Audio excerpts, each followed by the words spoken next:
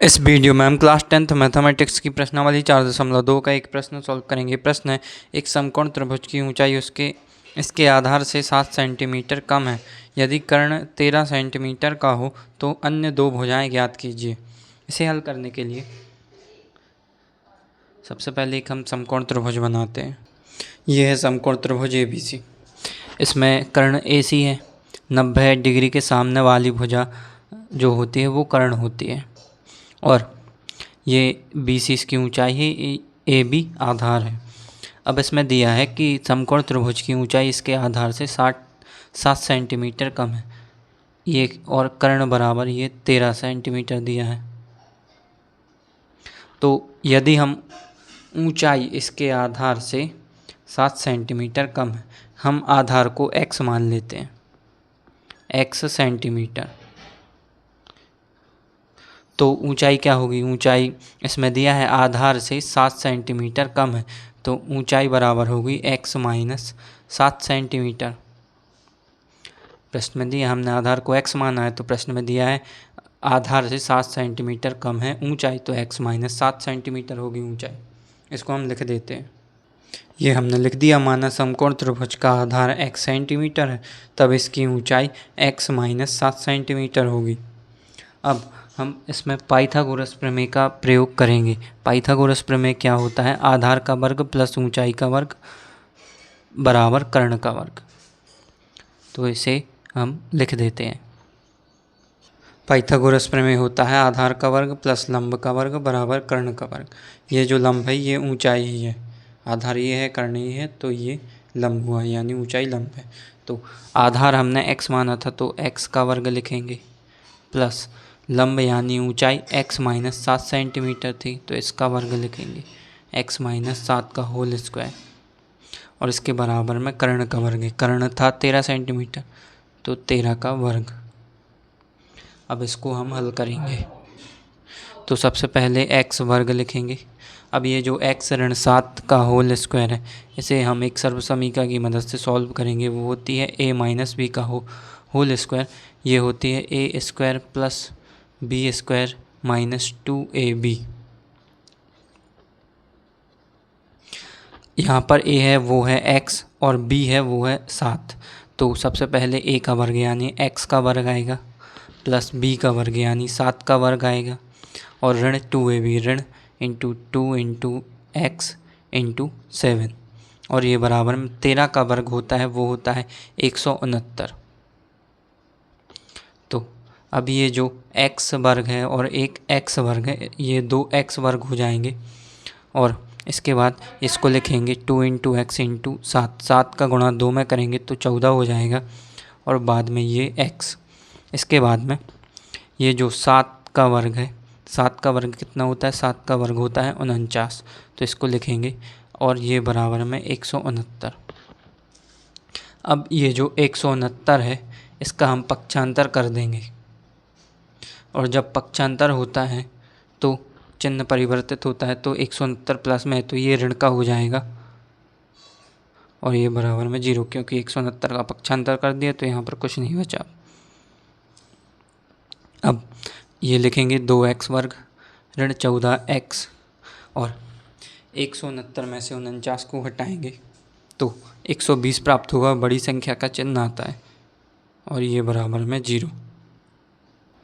हमें ये द्विघात समीकरण प्राप्त हुआ 2x वर्ग ऋण 14x ऋण 120 बराबर 0।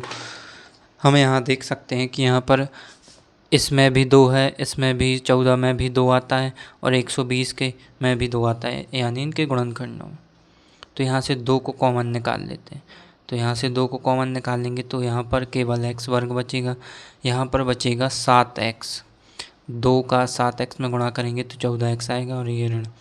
इसके बाद में यहाँ से 2 को कॉमन निकालेंगे तो यहाँ पर केवल 60 बचेगा। 2 का 60 में गुणा करेंगे तो 120 आएगा और ये बराबर में 0। तो x वर्ग ऋण 7x ऋण 60 बराबर 0 बटे ये 2 आ जाएगा, और ये x वर्ग ऋण 7x ऋण 60 बराबर ये 0 होगा। 0 में 2 का भाग देंगे तो 0 आ जाएगा। अब इसके बाद हम इसको सॉल्व करेंगे। अब हम यहाँ पर देखते हैं कि जो x वर्ग का गुणांक है वो है 1 और अचर पद है ऋण 60। तो जब हम इनका गुणा करेंगे ऋण 60 गुणित 1 बराबर, तो हमें ऋण 60 प्राप्त होगा। और ये जो x का गुणांक है वो है ऋण 7, तो ऋण 7 ये। अब हमें ऐसी दो संख्याएं ज्ञात करनी है जिनको जोड़ना या फिर घटाना करके हमें ऋण 7 प्राप्त हो और जिनका गुणा करके हमें ऋण 60 प्राप्त हो। तो इसे देखने के लिए सबसे पहले तो हम 60 के गुणनखंडों को निकालते हैं। इसमें 2 से भाग देंगे 30 बार भाग जाएगा, 2 से फिर से भाग देंगे तो 15 बार भाग जाएगा। इसके बाद इसमें 3 से भाग देंगे 5 बार भाग जाएगा और 5 से भाग देंगे तो 1 बार भाग जाएगा। इस प्रकार हमें ये 2, 2, 3, 5 इसके 60 के गुणनखंड प्राप्त हुए। अब हम इनमें से देखेंगे कि किनको जोड़ना या फिर घटाना करके हमें ऋण 7 प्राप्त होता है और इनका गुणा करके किनको ऋण 60 प्राप्त होता है। तो सबसे पहले तो 2 का गुणा 2 में करेंगे तो 4 मिलेगा और 5 का गुणा 3 में करेंगे तो 15 मिलेगा। ये 5 का गुणा 3 में करेंगे और 2 का गुणा 2 में करेंगे तो हमें मिलेगा, 2 का गुणा 2 में करेंगे तो 4 मिलेगा, 5 का गुणा 3 में करेंगे तो 15 मिलेगा। और 15 और 4 को हम जोड़ना या फिर घटाना करेंगे तो हमें ऋण 7 प्राप्त नहीं होगा। इसके बाद हम देखते हैं 2 का गुणा 2 में करेंगे, फिर इसके बाद 3 में करेंगे, 2 दूनी 4 और 3 12, तो ये हमें 12 मिलेगा। और ये 5, तो इनका गुणा करके तो 60 आता है। और इनको यदि हम ऋण 12 प्लस 5 करेंगे तो हमें ऋण 7 प्राप्त होगा, क्योंकि 12 में से 5 को घटाएंगे तो 7 प्राप्त होता है और बड़ी संख्या का चिन्ह, तो ये ऋण 7 आ जाएगा।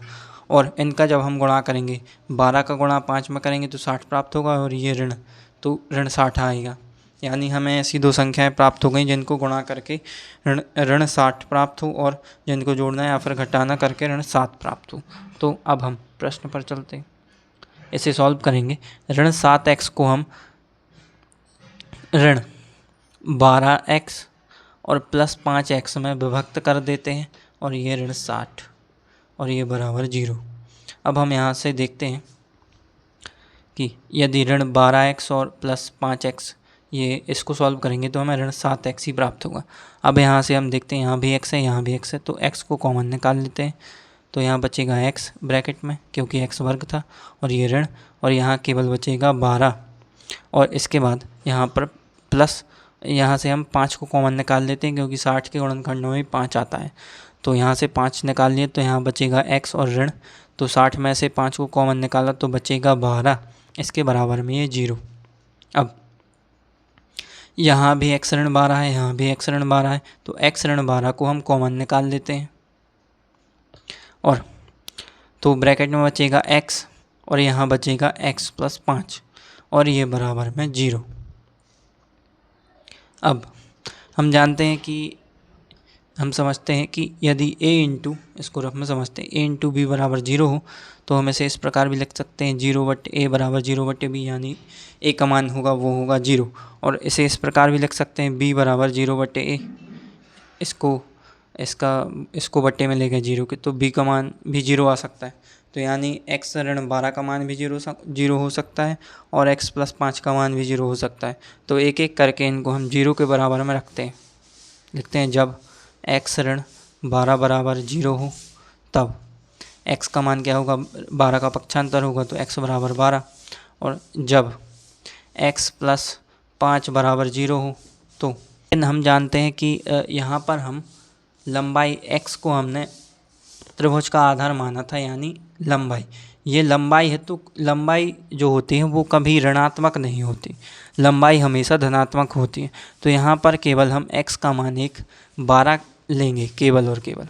तो जब हमारे पास x का मान 12 आ गया तो x यानी हमने इसको आधार माना था और x को आधार माना था तो, और x -7 ये ऊंचाई थी, तो ऊंचाई ये आधार आ जाएगा 12 सेंटीमीटर, और x -7 सेंटीमीटर थी ऊंचाई, तो 12 में से 7 को घटाएंगे ये सेंटीमीटर, और तो ये 5 सेंटीमीटर आएगी, ये थी ऊंचाई। और यही आधार और ऊंचाई ये समकोण त्रिभुज की अन्य दो भुजाएं हैं। प्रश्न में दिया था हमें क्या ज्ञात करना था, दो अन्य अन्य दो भुजाएं ज्ञात कीजिए। कर्ण तो इसमें 13 दिया है, 13 सेंटीमीटर, और हमें तो इसकी अन्य दो भुजाएं कौन सी थी, ऊंचाई थी और आधार थी। तो आधार ये 12 आ गया, और 12 में से 7 को घटाएंगे तो 5, ये ऊंचाई आ गई, यानी 12 और 5 इसकी अन्य दो भुजाएं आ गई। ये हमने उत्तर में लिख दिया। समकोण त्रिभुज की अन्य दो भुजाएं 12 सेंटीमीटर व 5 सेंटीमीटर है।